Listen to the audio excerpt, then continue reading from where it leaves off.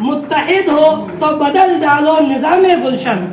اگر تم متحد ہو، تمہارے درمیان اتحاد ہے، تو یہ جو گلشن نظر آ رہا ہے، یہ جو ملک نظر آ رہا ہے، تو تم اپنے اتحاد سے اس نظام کو بدل سکتے ہو، اپنے موافق بنا سکتے ہو، اپنا منچاہا بنا سکتے ہو. اور منتشر ہو تو مرو، شور مچاتے کیوں ہو.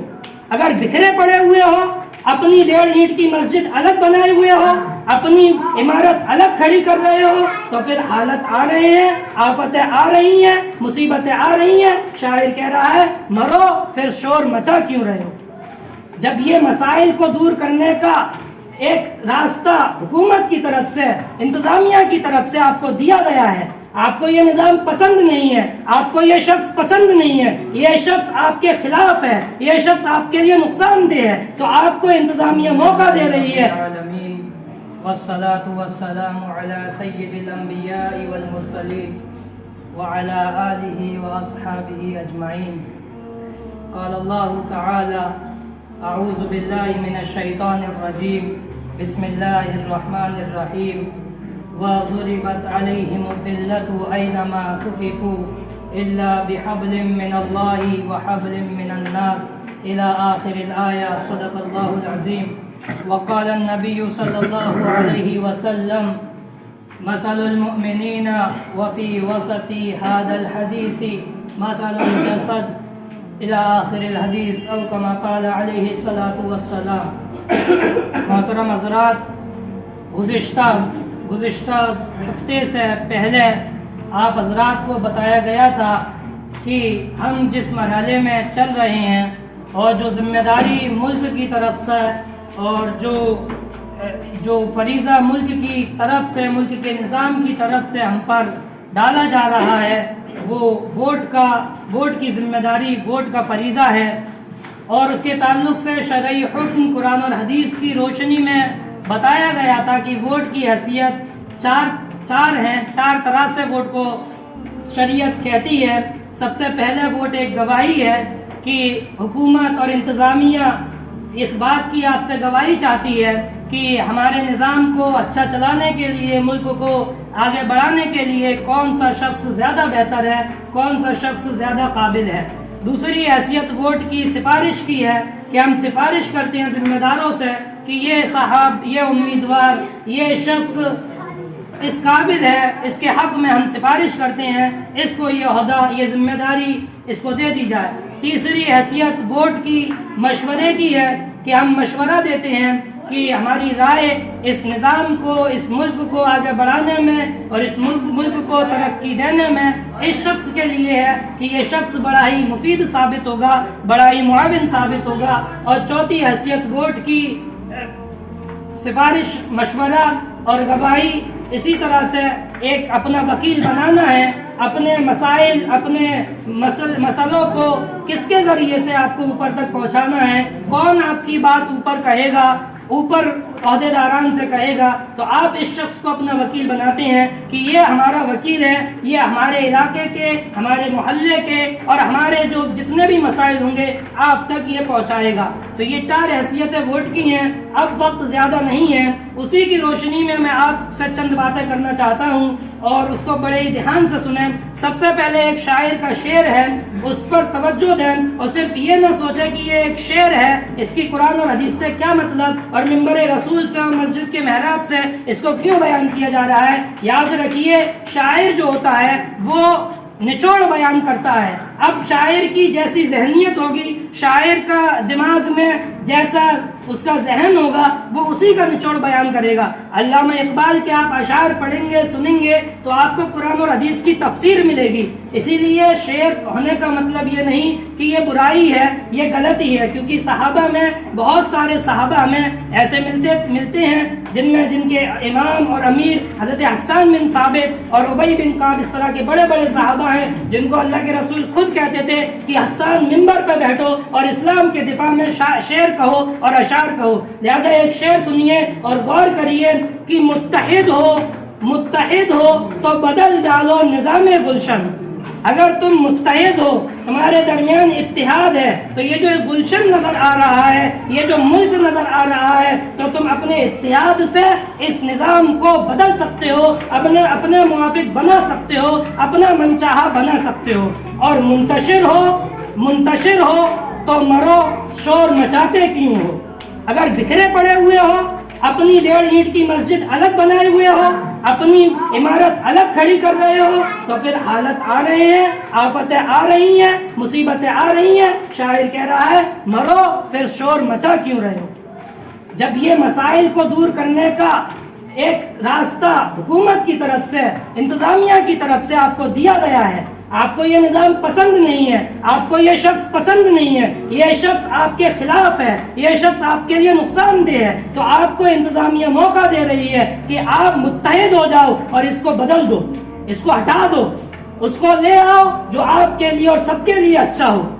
तो शायर इसी बात को कह रहा है, मुत्तहिद हो तो बदल डालो निज़ाम गुलशन, मुंतशिर हो तो मरो, शोर मचाते क्यों हो। इसी तरह से एक शायर ने क्या ये अच्छी बात कही है, मनफात एक है इस कौम की, नुकसान भी एक। नुकसान जो होगा पूरी कौम का, वो नुकसान सबका होगा, फायदा होगा मिन हैसु मुस्लिम, सबका होगा। एक ही सबका नबी, दीन भी, ईमान भी एक, नबी भी सबके एक मोहम्मद रसूलुल्लाह सल्लल्लाहु अलैहि वसल्लम, दीन भी हम सबका एक इस्लाम, और ईमान भी हम सबका एक, अल्लाह को मानने वाले, एक अल्लाह की इबादत करने वाले।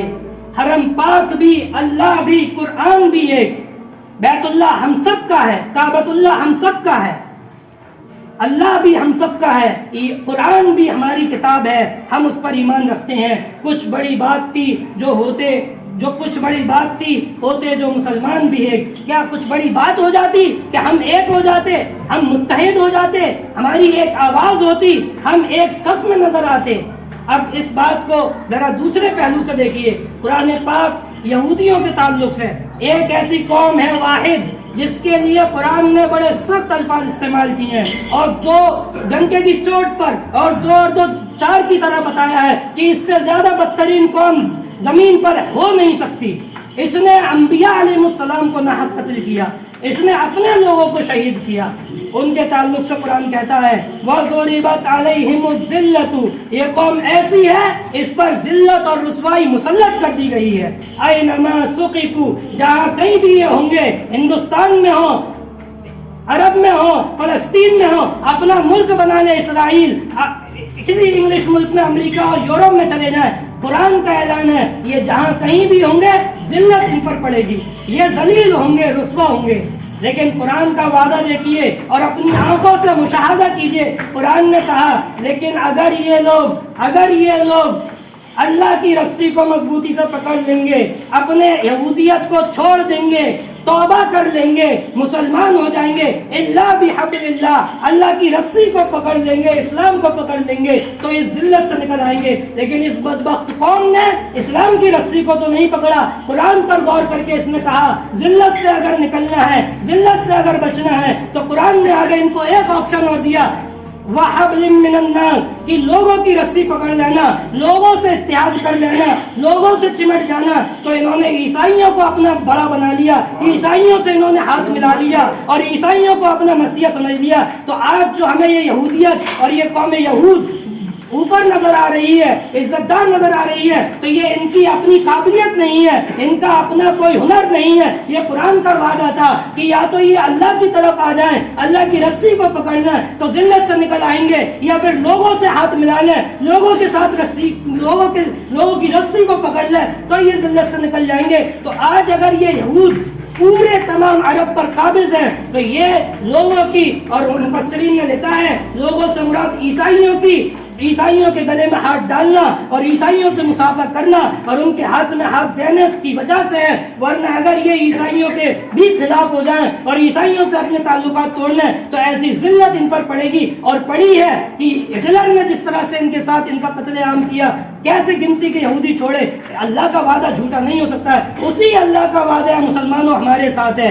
اے اللہ کو ماننے والوں ہمارے ساتھ ہے، وَاعْتَصِمُوا بِحَبْلِ اللَّهِ، اے مسلمانوں اللہ کو ماننے والوں اللہ کی رسی کو مضبوطی سے پکڑو، دین کو مضبوطی سے پکڑو، اگر نہیں پکڑو گے وَلَا تَنَازَعُوا، دوسری آیت میں جھگڑے مت کرنا، اگر جھگڑے کرو گے تو سن لو تذهب ريحكم، تمہاری ہوا اکھڑ جائے گی، تم بے حیثیت ہو جاؤ گے، لوگ تمہیں کوئی کچھ بھی اہمیت نہیں دیں گے، کوئی اہمیت تمہاری نہیں رہے گی۔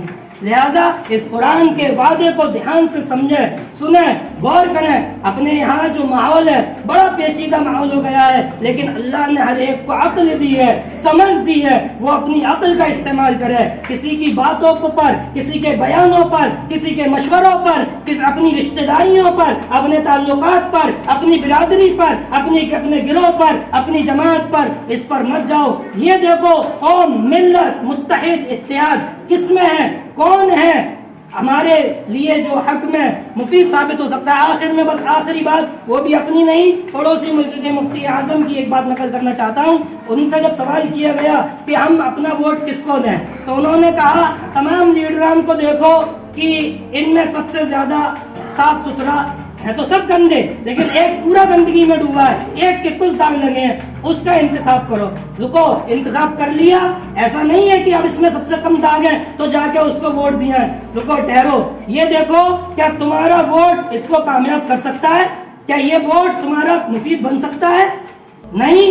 پھر دیکھو کہ دو ایسے کون سے لیڈر ہیں جو ہیں تو گندے، لیکن ان دونوں میں ایک کم گندا ہے، ایک زیادہ گندا ہے۔ ہمارا ووٹ اگر اس کو پڑ گیا تو یہ کامیاب ہو سکتا ہے، اور اگر ہمارا ووٹ کہیں اور چلا گیا تو وہ تو کامیاب ہو نہیں پائے گا۔ لہذا ان دو جن میں جو کامیاب ہو سکتے ہیں ان میں جو کم گندا ہے اس کا انتخاب کرو۔ یہ مفتی اعظم کا بیان ہے اور یہی اصل بات ہے۔ ایک بات اور لاسٹ دیکھیے، کوئی اگر اپنے ووٹ کا جو بھی استعمال کرتا ہے وہ اس کا حقدار ہے، کسی کو زبردستی نہیں ہے۔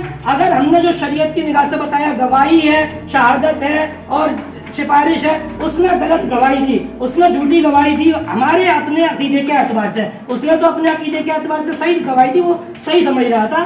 تو آپ یہ بات یاد رکھیے، کسی کو ووٹ کرنے سے کوئی کافر نہیں ہوگا، یہ اپنا عقیدہ درست رکھیے۔ وہ فاسق، جھوٹی گواہی دینے والا کافر نہیں ہے، فاسق ہو سکتا ہے۔ آپ یہ نہیں کہہ سکتے کہ وہ اسلام سے خارج ہو گیا، وہ مسلمان نہیں رہا۔ اپنے ایمان کی احتیاط کیجیے، اپنے ایمان کی فکر کیجیے، دوسرا کیا کر رہا ہے اس کے ایمان کا فیصلہ اللہ کرے گا۔ اللہ تعالیٰ کہنے سننے سے زیادہ سمجھنے کی اور عمل کی توفیق عطا فرمائے۔